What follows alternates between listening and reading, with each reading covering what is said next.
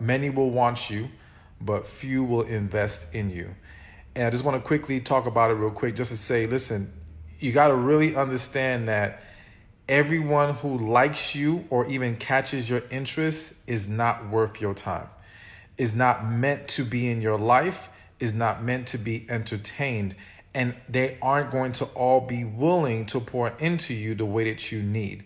And so you've got to be very mindful of not getting caught up in the attention, getting caught up in somebody wanting you and saying all these wonderful, sweet things, which is great. It's cool. They can say great words, but if they're not backing it up with actual actions, if they're not willing to invest time, because investing in you isn't about just money. It's about time. It's about energy. It's about love. It's about communication. You know what I'm saying? You need these things, but I see so many people consistently getting caught up and sidetracked by the attention that they're getting from someone, or someone claiming they have interest, or you and your interest in them. But you've got to stay focused on what's important. And if the right foundation is being laid for you and that individual to have a great relationship. And if you follow me, then I'm all about including God in everything. So whenever you meet somebody, pray about it. You know what I'm saying? Talk to God and make sure this is the individual for you and someone you need to be entertaining. Because again, many will want you, few will invest in you, and many will want you, but not many are going to be for you. And so you got to be sure you don't get caught up in the wrong situations, because I've seen it damage people. I've seen it take people down the wrong path. People lose sight of their purpose. And I don't want that happening to any of you guys. So be sure to be mindful of that. And again, pray about it. But also, let me say this, heal. Heal from your past experiences. Heal from the things that you have to deal with. And if you follow me, you're going to hear me talk about healing like almost every single time, because it's so important. So don't neglect the need to heal, to do the work on yourself, because when you don't heal, you become more blind, or you struggle to embrace or address the red flags you see. You struggle to be in tune with your intuition. You struggle to hear God. You struggle to stay on the right track, because that brokenness that's existing deep within you is throwing everything off track. So be sure to flush that negative energy out of your system, heal from past hurts, do what needs to be done to make sure you're on the path God wants you on. So again, I'm here to answer some questions, but like I said, quick reminder, tell me what city you're from, but also comment, I want this, and I'm going to pick a random person who's going to get a free gift. Like I said, it could be a free book. It might be a free ticket. I'm just going to pick somebody and give something away. But let's get to the questions as well. So feel free to drop one in. All right. And real quick, thank you for following me. Thank you for all the support, the love. You know what I'm saying? Thank you for everyone who has purchased one of my books. And I hope you've all have found them helpful and enjoyed them, So I'm here for you guys. So let's see here. Do not make this one mistake. Do not think time alone is going to heal you. Time alone is not going to heal anybody. You've got to put more into it. You've got to really go through a process. Forgiveness is a part of that process. Getting things off your chest is a part of that process. There's a lot to it. So please don't think you can just wait and try to live life as you are and it's going to work itself out. It doesn't work like that. You've got to take the specific steps to make it happen. All right. So Michelle asked, how can you tell if a man is sent by God? All right. So this is why you've got to really get in tune with your spirit. And I'm talking about everybody here. All right. And it doesn't matter what your specific belief system is. If you believe in God, if you believe in the spirit, then understand that we were given a spirit of truth. That is a biblical thing.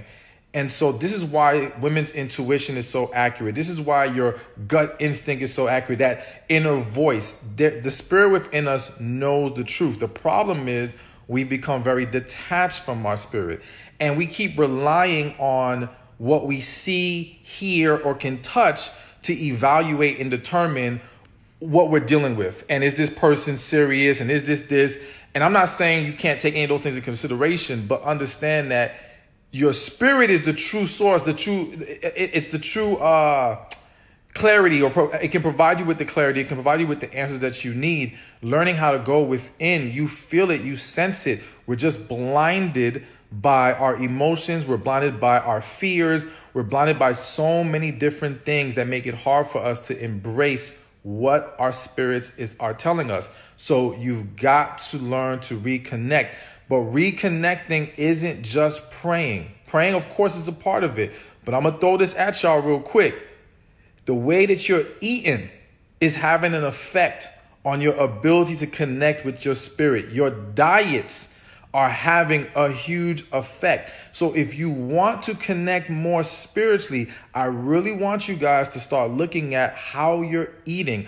I'm not going to go on and on tonight about what specifically to eat, because also understand that what you eat is also determined by your specific body, or look into eating for your blood type. That can be very beneficial.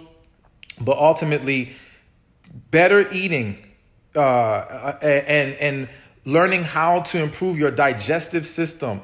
Believe it or not, this may sound crazy and weird, but I'm telling you right now, look into it. Do it. It's going to make a difference, and it will help you not just reconnect with your spirit more, help you with your energy, help you with your focus, help you with a lot of different things.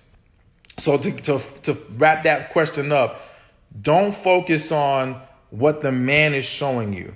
Focus on learning to hear what God is telling you. Focus on learning to listen to your spirit. That will let you know everything you need to know. Let me also throw this one thing at y'all. All right, because this happens to a lot of women, but it can happen to men too. But I'm going to say this one for the women. When you're trying to figure out if that man really loves you, ask yourself, do you really love him? Because let me explain something to you. A lot of times, you're trying to hold on to a guy because you think he loves you, or he loves you more than you love him, or it's a safe situation, but you're not truly in love with him. It's just safe there. And if you're not truly in love with him, then let me let you know right now, he's not truly in love with you either. True love is not a one-way thing. So if it does not exist within you, then what's happening with him is infatuation. All right. So if you cannot say with complete honesty and certainty that you are in love with him, then you can know right there he's not in love with you. And even if you could make the case that he was, it don't matter, because if you're not in love with him, it's not going to work. It's going to fall apart. It's going to blow up in your face. This happens to tons of women where they get with these men that they think it's safer because they believe he loves them, or he shows more love than them. They think that he's more into them than they are into him, and that's a safer situation. But it will never work, because you are not the woman he needs, and he can never be the man that you need. And at some point, you're not going to be able to keep this lie up. It's going to blow up in your face.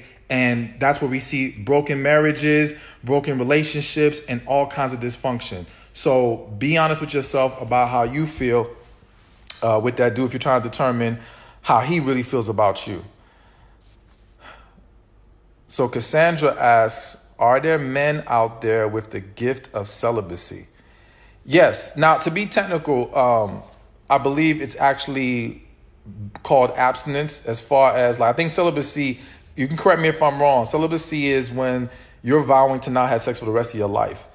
Which there are men, I mean, there are monks, or there are different guys who may engage on that more, be willing to walk that journey. However, I think the more correct term is abstinence. And believe it or not, there's a lot more abstinent men than women think. The problem is that when a man tells a woman he's abstinent, number one, half the time women don't believe him anyway. So it's almost like he gets to a point of, why even try to tell women this? Two, if he's trying to maintain his abstinence, sometimes telling women makes them want to challenge you as far as test you in that area. So if you're really trying to protect yourself from falling into that trap, you may not say anything. Also, there are some people who think, oh, if he says he's abstinent, oh, he must be gay, or there's something else. Like men get a lot of heat for actually admitting or acknowledging abstinence. It's crazy, but it happens. I guarantee you, I've talked to many men in private who are abstinent, but people wouldn't know. People have no idea, because they're not going around announcing it and making a big fuss about it. They're doing it for a deeper purpose, and they're focused on that, but everyone's not going to realize that's what they're on. So they do exist, and it's a lot. It's a lot more than you would think. A lot more. So let's see here. Somebody said where? They're everywhere. They're absolutely everywhere. It's just, again, they're not walking around with a billboard on their back, and they're not walking around with a megaphone making announcements about their abstinence. But it's there. It happens. There's a lot, you know what I'm saying? Again, it's just that men are not given that platform to feel comfortable speaking about abstinence and things of that nature. So let's see. All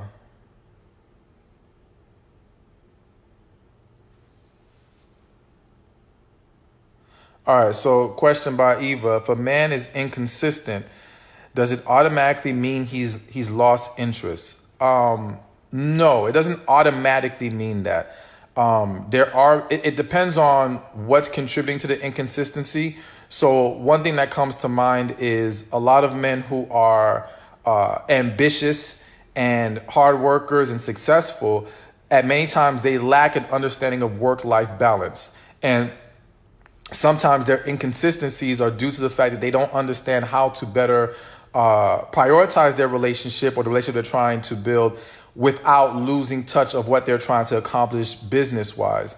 So it is possible that the inconsistencies are due to a lack of growth, essentially, on his end, and not understanding how to better handle that dynamic. So I wouldn't say automatically jump to the conclusion that he's lost interest. I think that whenever you see an issue, any kind of red flag, you talk to the individual about it. And you see how, if they're willing to address it. Now, regardless of what his reasons are, if you address him and he's unwilling to make any corrections and any improvements, then get him out the way regardless of what it is. You know what I'm saying? Like, at the end of the day, relationships require certain things: communication, quality time, transparency, attraction. We can go on and on. If two individuals are not willing to pour into each other in that way, then we don't need to be wasting each other's time. But just don't jump to the conclusion that, oh, he must have lost interest. No. And sometimes his inconsistencies may be due to your inconsistencies. I see a lot of women sometimes who, because of your own walls being up, are being very hot, cold, very inconsistent, but thinking he's supposed to still give his full effort. And you're not realizing that at a certain point, if you are holding back and you are inconsistent, then yes, that can contribute to his. And that's why talking about it can help clarify what's really going on here. If it's a loss of interest, is it where, he's feeling slighted as well, or we're just not for each other? So let me see here. And real quick reminder, comment, I want this, and I'm going to pick random winners to get a free gift. It's going to be possibly a book or even a ticket to my event. Continue to let me know what city that you're from, and again, if you scroll down my page, you can see the links to my books as well. Love After Heartbreak, Man God Has For You, He's Lying Sis, check them all out. All right, so let's get back to these questions here. Let's see.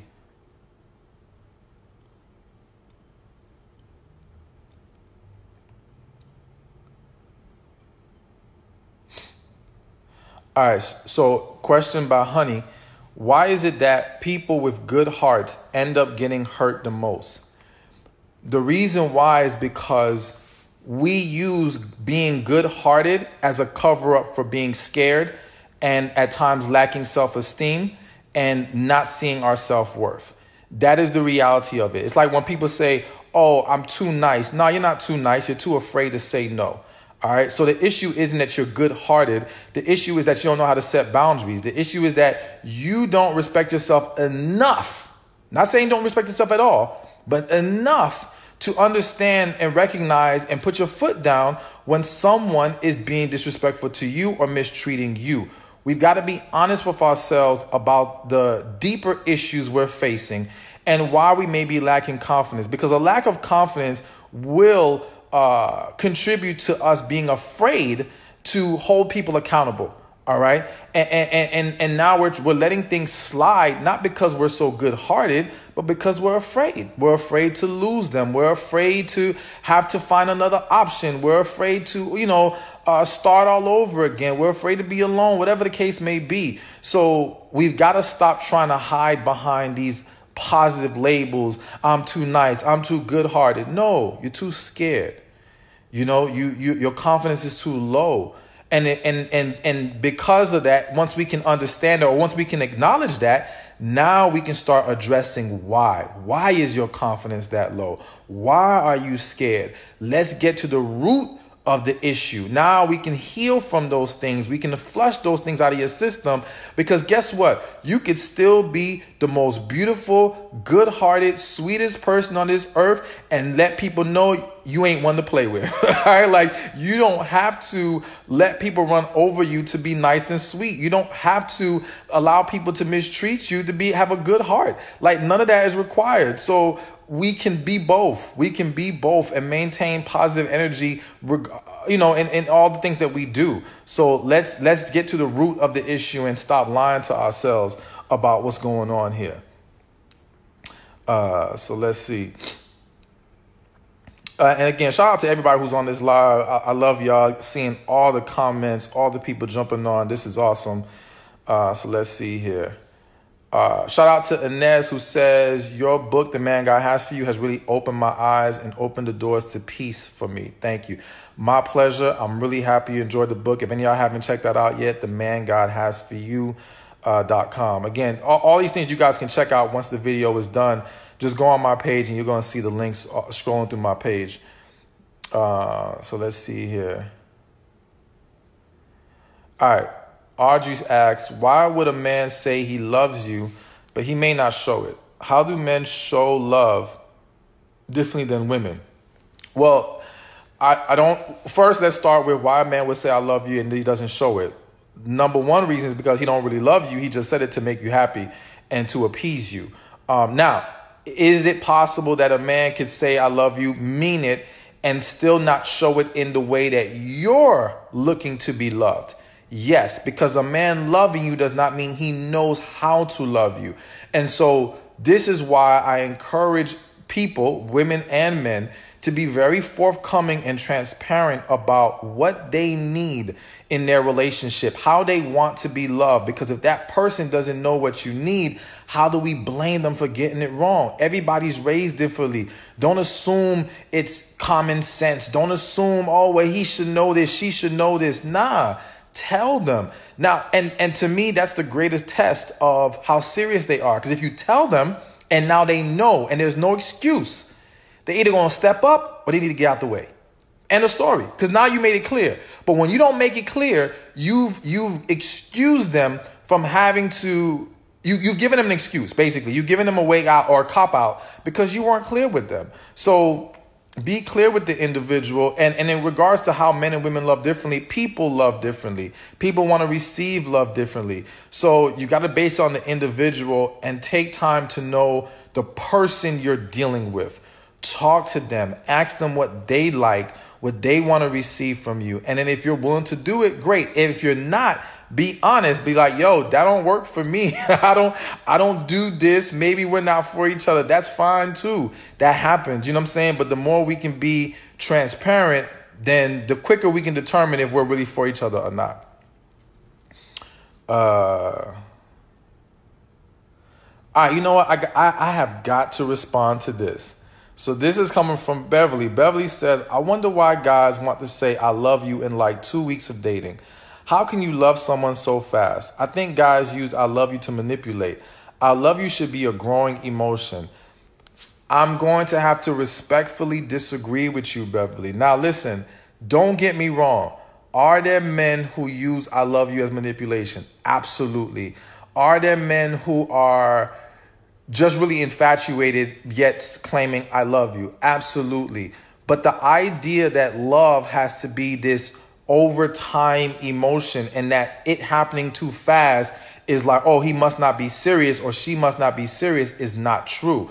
The reality is that when two people experience a true, deep, and genuine connection, that thing is instant, okay? And feeling like you love them, it's almost like the love's always been in you. And meeting that right person activates it like immediately. So I've seen tons of situations where that feeling of love or that acknowledgement of it happened very quickly. And it wasn't because it was fake. It was because it was more real than anything they've ever seen. And when we say, well, how could someone love someone that fast? Well, listen, especially when we're grown. When you're grown, all right, and let's just say over 30, all right, and I'm just throwing out a number. And you've been through enough people in your life, you know the difference between that person who sticks out like no one else did versus everyone else. So when that person stands out and there's a connection and that thing is so amazing and intense, yes, it is extremely possible to feel like you love them immediately and genuinely mean it. And because your spirit is recognizing its match. That's what I believe a connection is. A connection is when our spirit recognizes its match. And so don't be so quick to dismiss love occurring quickly. Again, go deeper than that.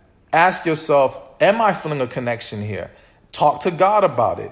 Don't just jump on the notion that, oh, this happened quick, so it can't be real. Because I see a lot of people getting themselves in trouble going both ways with that. So let's see.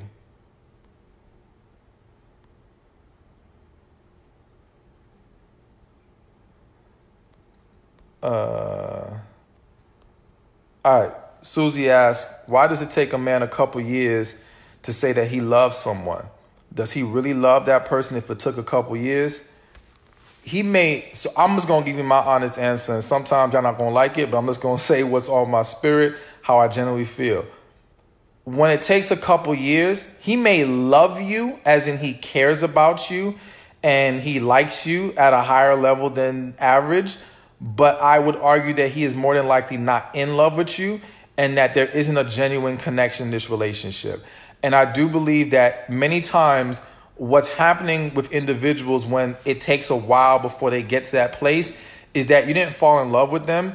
You learned to tolerate them. You became conditioned to their presence in your life. And now you've developed an unhealthy attachment to them. And so you don't want to let go. And you may now start to believe it's actual love, but it's not love. So to me, when it takes that long, I mean, I'm not going to say there's not rare circumstances because, again, situations depend on the details sometimes. But in a general sense, if you guys have been in an active romantic relationship and it took years before they could say, I love you, other than some deep-rooted trauma that makes them struggle to say, I love you, I'm going to be leaning towards, nah, he ain't in love. He just grew attached at best. So let's see here. Man, there's a lot of questions. So again, quick reminder, comment your city, comment I want this, and I will pick random winners to get a free bonus gift. And again, next week I will be in Philly, DC, Pittsburgh for the You Deserve It tour. So let's see. Excuse me.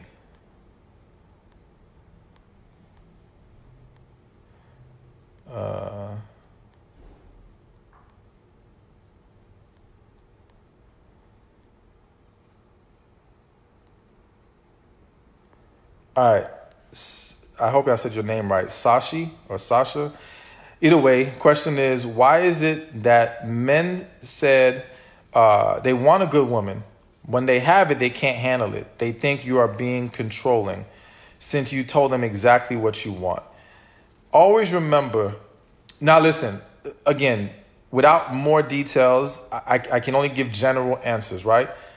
But what hits me when I read that question is, always remember it's not what you say, but how you say it. Telling someone what you desire, if they feel like you're being controlling, then that says to me your energy is coming off wrong. Your energy is either speaking down to them, it's attacking them, it's being abrasive in some kind of way. And that's the energy. It's not the communication of your desires, it's how you are communicating it. So you've got to take a step back and ask yourself, Am I expressing myself in a positive and loving manner? No one is receptive to feeling attacked, feeling talked down to, or someone being condescending in any kind of way, or someone like you're checking them like you're his mama or something. Like nobody and no man is going to be receptive to that. Okay. So you've got to really ask yourself, am I expressing myself in the most effective manner? Now, in regards to men want a good woman, but they say like they can't handle it. Listen, men do want a good woman, but being a good woman does not mean you are the right woman for him. Same way that him being a good man does not mean he is the right man for you. And so, yes, people mess it up because they're not with the right person. And we're trying to force, a round thing into a square hole, or whatever the saying is. Like, you got to be mindful that just because we're good people doesn't mean we're for each other. And we have to be willing to recognize that. You're going to come across some great people that you like, but that doesn't mean jump into a relationship with them. That doesn't mean any of them are for you. There will be one that will be for you, but you've got to be careful of that. So a lot of men get involved with quote unquote good women, but they know deep inside she's not the one. And when that happens, it's a recipe for disaster every single time. It's going to go down this path of disaster. And then the belief will be, oh, well, men don't really want a good woman. No, they do. They really, really do. But again, every woman ain't the right one. So let's see here.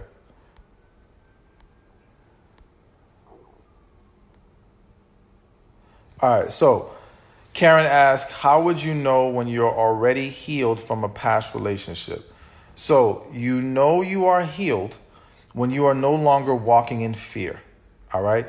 When you are not walking with your walls up, when you are fully willing to be vulnerable, when you are no longer holding on to negative perceptions of the opposite sex and relationships and love, when you are walking in positivity, in faith, in optimism, then you are at a good place and you are healed from the last relationship. But if you are holding on to negative energy, then you still got some things you need to flush out.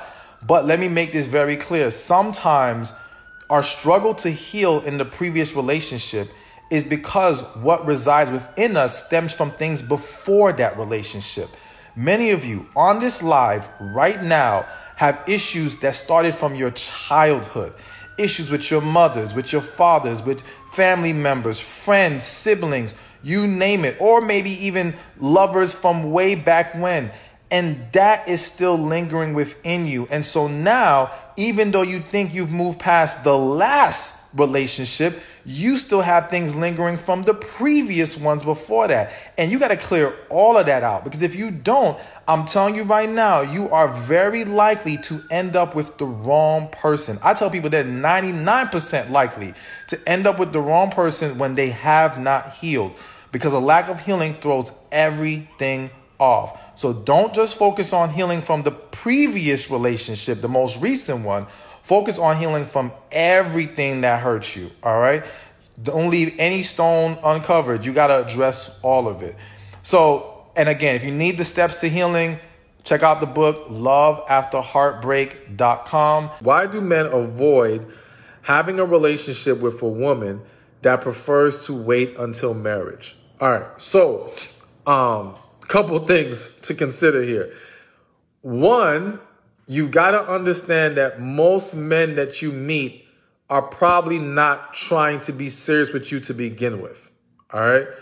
And so if they're not trying to be serious, and when I say serious, dating with the intention of this could potentially go to marriage, then to remove sex out of the equation makes the whole situation pointless for them. It's like, why would I be here with someone that's what I'm looking for if they're not going to be giving that to me? So, and I'm not saying me personally, I'm just saying that's what the guy might be thinking, all right? So that's one aspect of it. The other aspect is there are some men who are genuine or open to marriage or intend to get married, but they still don't see the whole waiting till marriage to have sex as something that they want to do. Because the concern for many men is, one, again, what the argument will be made is that how do we know there's sexual chemistry? Which I do believe they're looking at it the wrong way, but this is how they perceive it. One, how do we know there's sexual chemistry? And how does that man know he's getting a woman who is willing and able to fulfill him sexually? All right? Because a lot of men hear horror stories of men who are married in sexless marriages, or, she not giving it to him like she used to and things of that nature. Now, I think the mistake a lot of men make is that they don't understand. Basically, you could have sex before marriage and still end up in a sexless marriage. All right. Because the key ingredient isn't whether you had sex or not. The key ingredient is connection. The key ingredient is communication. To me, there are ways to find out if we really have good sexual compatibility, energy with each other, by simply talking to each other and being open with each other. It doesn't require us to get physically involved to figure that out. But that's not a concept that is common to a lot of men, or a lot of men fully understand. And so it's, for them, they want proof. they want evidence that this is going to be worth their while. And that's why many will struggle to accept being in a relationship where they have to wait till marriage to have sex. Hey, thank you for watching this video. Be sure to check this one out right here, and I'll see you there.